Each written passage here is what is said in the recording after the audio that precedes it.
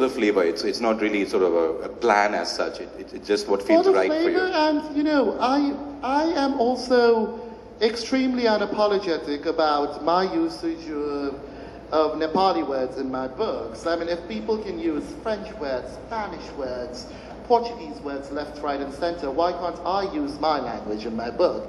You know, so in many ways, this book is a tribute from me to my language, because I write so badly in it. I speak it pretty well, although people have questioned my accent every so often, but I used to be really good at it. Now I'm not. I mean, the one way I can do some service to it is by writing about it in English. Yeah. One of the nicer things about the book, and actually more depressing really if you think about it, but because so many things depressed me about it, but one thing which particularly did was that, you know, you're so good at getting across various bits of culture without making a big deal out of it. And one of the things I wanted to ask was, you know, I read about this thing called a Kukkur Puja, which is apparently you know, worship dogs, and we have a dog at home, and she's already expecting to be worshipped quite a bit. So I was horrified. I said, if she finds out, we're done. You know, so I just wanted to know, you know, what's the origin of that? I mean, how did that sort of... You know, I do not know the origin of the dog puja, of the Kukkur Puja. You know, before the dogs are worshipped, there's also a Kag Puja, where the crows are worshipped, and you know, then there is the Guru Puja, the worship of the oxen, and there's the Gai Puja that happens during Lakshmi Puja. Don't know the origins, have always been fascinated by it, because, you know, these hill stations like Gangtok, Kalimpong, and Darjeeling are beautiful, no doubt, but they are full of dogs. And I don't know if it is the effect of Buddhism, don't kill animals, or whatever the hell it is, but these dogs howl all night long. Every time I go to Gangtok, I can't sleep because they're having orgies all night long. They are. So you're hoping they'll shut up if you sort of worship them enough?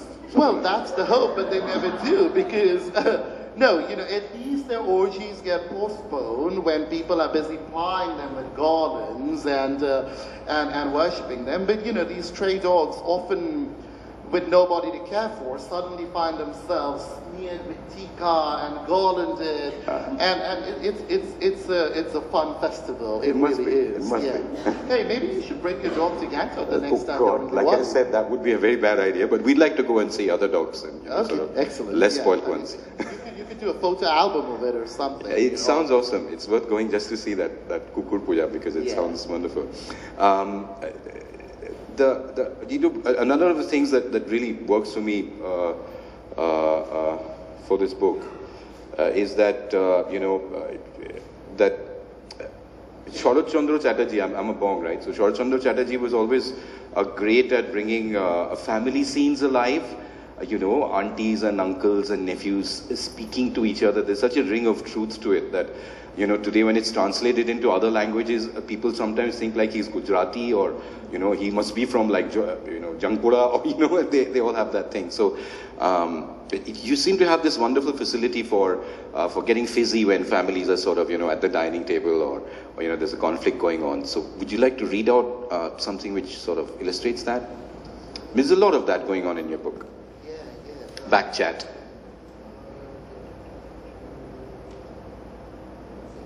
Or read anything, actually, I mean. Yeah, no, I can't find that piece, and I don't want to waste your time here. No, please read anything. Yeah, you know, maybe, so I've told you about the first woman being married to a low-caste person, and she lives in Boulder, Colorado, and has just been fired from her job at this point, and returns home to her husband. Her husband's name is Ram. She is Bhagwati, the first sibling. Okay? Right.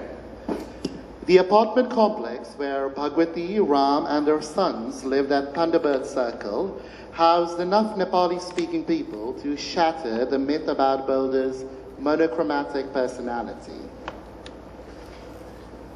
The most resented of the various groups were people like Ram and her, the Bhutanese refugees who had decided to uproot themselves from Denver, where they were originally settled by America, to Boulder for better opportunities.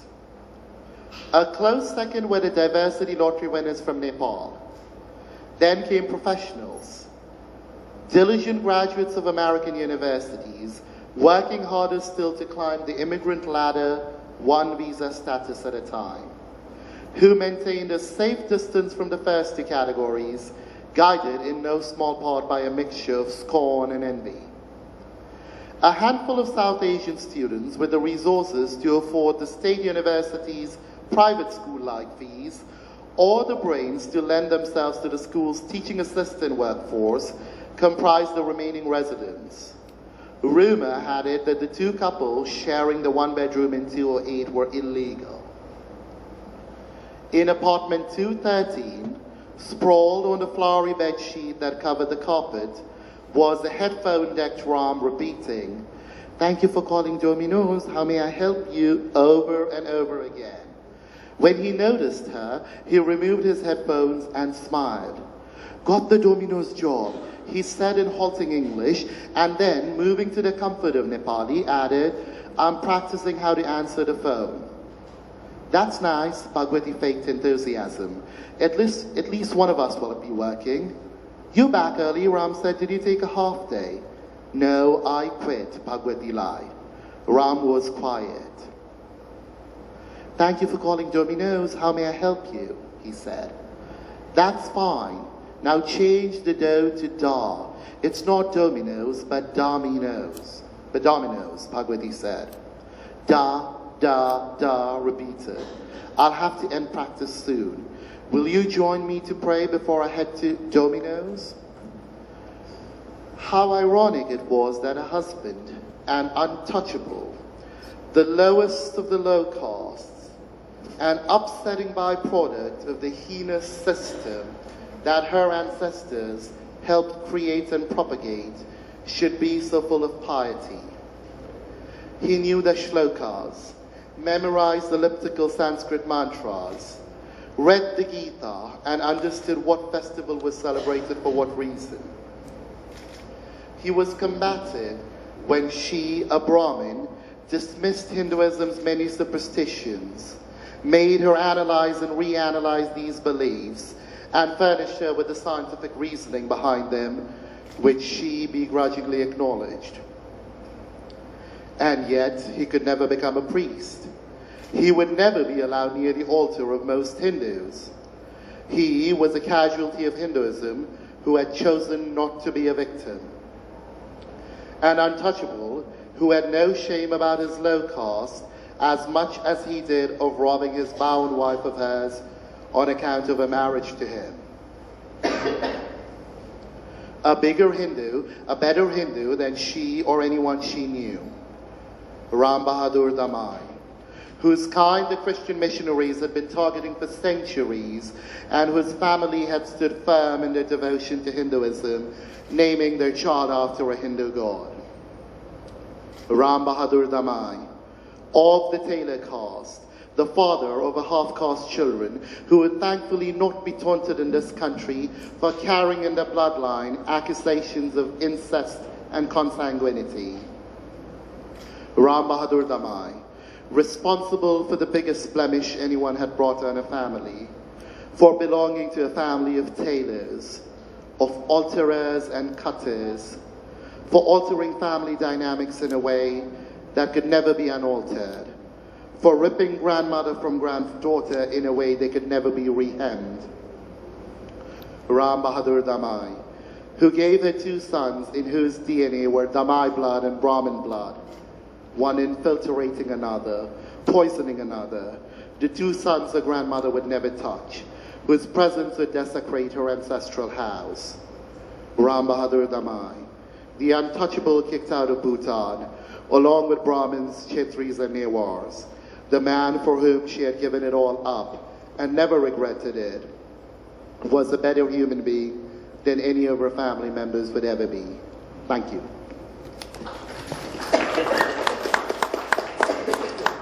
Okay, I've pretty much run out of questions, so now if you have any, our man is here, so please. Hey guys. Audience question, so they require microphone.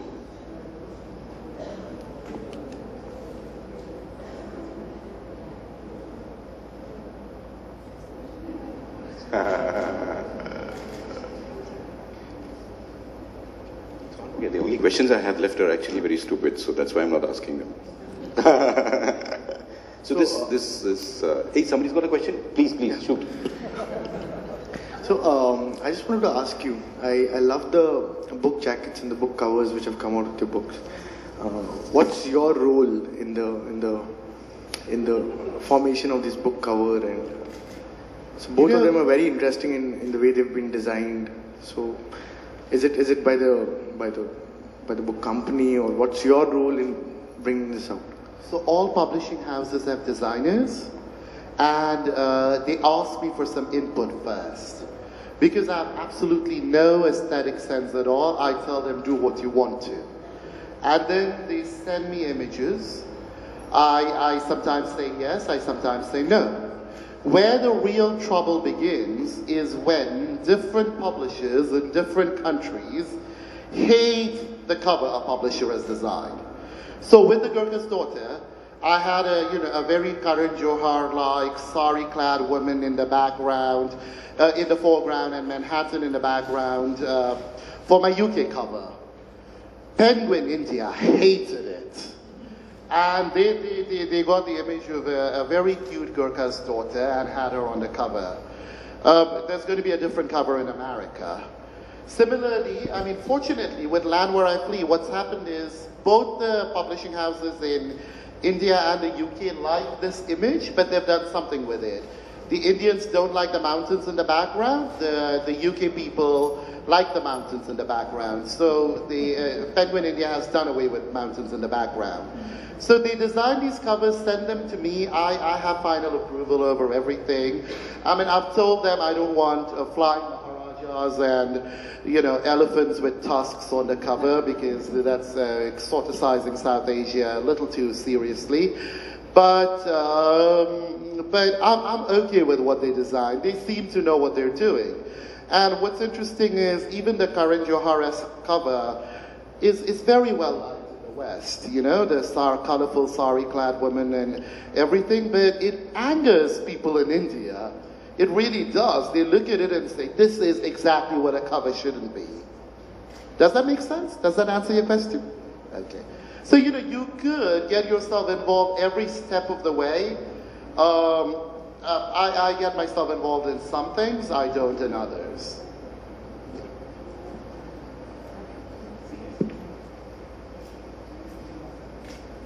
You've had, there are 2 books in quick succession. Apparently, your first book, The Gurkha's Daughter, that's going to be released in North America now. To have 2 of these things happen, and how does this actually affect your life? Because these 2 have just come out, you're very young, you're on the road, mobile, really. So what is this doing to you? I will be really honest and glib with you and tell you I don't know what the hell is happening. I really don't. I mean, I wrote The Gurkha's Daughter. I'd been warned by everyone. Look, it's a collection of short stories. I mean, you would be lucky if you sold 2,000 copies. I wasn't expecting it to do so well. I wasn't really expecting reviews from Ireland and South Africa and the UAE and all over. I wasn't. I thought the book would make some impact in India by virtue of, Nepali-speaking people picking it up because, one of us is writing about it, so I'll do it.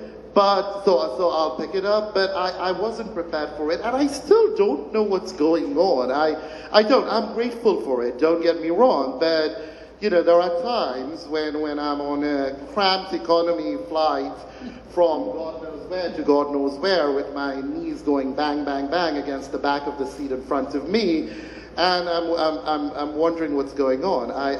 Is your publisher here? you need business class tickets clearly in the future. No, yeah, it would be nice. It would be nice if all the traveling came with business class upgrades, and yeah, that would be really nice. Then I wouldn't mind traveling so much. But I realize it's a very privileged complaint I'm making, because to be in that position as an author is is rare, and I sound like an obnoxious prick right now. I'm sorry, so pompous, but I am grateful for it, but I'm not saying I'll be writing all my life. Yeah. Yeah, no, sorry. No, but what does it do for, because you have the urge to write as well. It takes, what's it doing to you as a writer? I mean, I know that... As a writer, you're right. See, I am so glad I'd completed a big chunk of this novel before The Gurkha's Daughter came out, because then I was able to accept invites to festivals, to, you know, I didn't say no to a single interview, no matter how big or small, because had that not happened, chances are I would have never written this book. So I don't know what's going to happen now. I mean, you know, the ideas basket is sort of empty. I have a different idea on a different day and don't follow through with anything. Sometimes I think, oh, I'll write a children's book. The next day I think, I'll write a prequel to Land Where I Flee. Or I could do a sequel to the stories of the Gurkha's Daughter. And, you know, it's a different thing every day. I realize that this craziness is going to carry on for at least a year. Because once I'm done with the promotions of Land Where I Flee, the Gurkha's Daughter comes out in the US and Canada in July. So there will still be all that traveling, and I hope the book becomes bigger and bigger while I physically become bigger and bigger. I've gained 25 pounds in the last 3 years. So you know, it is an effect of the great success the book has had.